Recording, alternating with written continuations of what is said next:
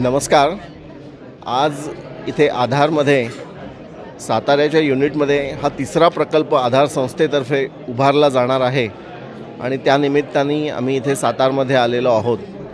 आणि ज्या प्रकारे 1994, 95, 96च्या सुमारास विश्वास गोरे सरांच्या वडिलांनी सुरुवात केलेली ही जी संकल्पना होती, ही स्वतः विश्वास गोरेंनी त्याच जिद्दीने, त्याच उमेदीने त्याच्यामध्ये गेल्या 20-25 वर्षामध्ये फार मोठी प्रचंड झेप घेतलेली आहे.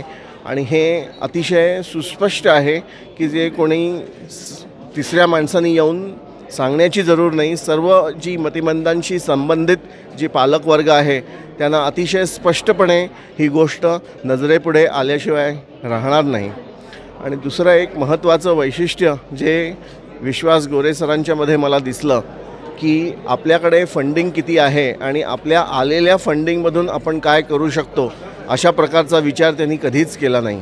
त्यांनी त्यांच्या मनामध्ये संकल्पना रुजवली आणि जी संकल्पना रुजवली आणि ती पुढे नेत ज्या संकल्पनेचा सत्यांश जो सत्याचा भाग आहे तो या देणगीदारांच्या इतका पचनी पडला की त्या प्रकल्पांकडे बघून, त्या प्रकल्पांची जी उद्दिष्ट आहेत त्यांच्याकडे बघून देणगीदारांनी देणग्या देऊन नंतर त्यांचे हे सगळे प्रकल्प कार्यान्वित झालेले आहेत असं आपल्याला म्हणावंसं लागतं.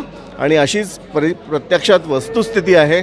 आणि त्यामुळे आधार संस्थेचे हे विश्वास गोरे सर, त्यांचे वडील आधार गोरे सर स्वतः आणि त्यांच्याबरोबर त्यांच्या समवेत त्यांच्या खांद्याला खांद्या देऊन काम करणारा हा सगळा त्यांचा जो काम करणाऱ्या मंडळींचा समुदाय आहे, या सर्व समुदायाला माझ्यातर्फे हॅट्स ऑफ.